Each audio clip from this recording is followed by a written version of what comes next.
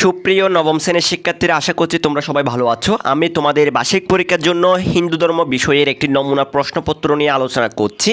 তোমরা দেখতে পাচ্ছ তোমাদের বার্ষিক পরীক্ষায় তোমাদের 100 নম্বরের পরীক্ষা হবে। তোমাদের সময় থাকবে 3 ঘন্টা।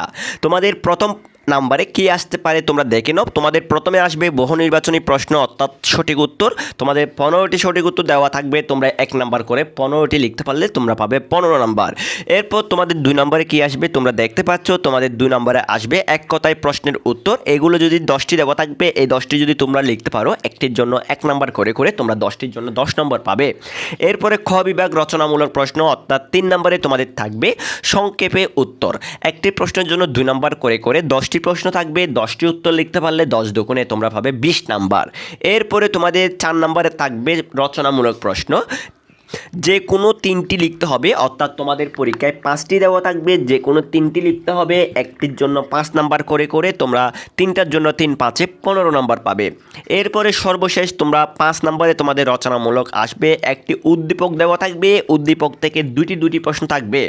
2টি প্রশ্ন লিখতে পারলে তোমরা 8 নম্বর পাবে। তোমরা দেখতে পাচ্ছ এই যে ক নম্বর উদ্দীপকের মধ্যে 2টি প্রশ্ন, তিথিদের বাড়িতে অনুষ্ঠিত পূজাটির তাৎপর্য ব্যাখ্যা করো। প্রথমে উদ্দীপকটা ভালো করে পড়তে হবে, এর তাৎপর্য যখন ব্যাখ্যা করবে তোমরা পাবে 3 নাম্বার। এরপরে তোমার ব্যক্তি জীবনে উক্ত পূজা শিক্ষা ও প্রভাব বিশ্লেষণ করো, এটার জন্য পাবে তোমরা 5 নাম্বার।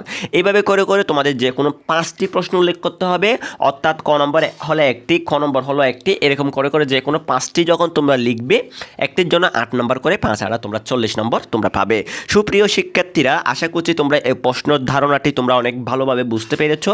তোমাদের এরকম আরও ভিডিও প্রয়োজন হলে, তোমাদের সংক্ষিপ্ত প্রশ্ন যদি প্রয়োজন হয়, এক কথায় উত্তর প্রয়োজন হলে, তারপরে রচনামূলক প্রশ্ন প্রয়োজন হলে, সঠিক উত্তর প্রয়োজন হলে অবশ্যই কমেন্ট করে একদম ভরাই ফেলো। কমেন্টের মধ্যে লিখো তোমাদের মনের ইচ্ছা, যা যা তোমাদের ভিডিও লাগবে সবগুলো তোমরা কমেন্টে লিখো। আমি চেষ্টা করব তোমাদেরকে সব ভিডিও আপলোড করে দেওয়ার জন্য। আশা করছি তোমরা এই নমুনা প্রশ্নটি বুঝে অনেক তোমরা জ্ঞান নিতে পেরেছো।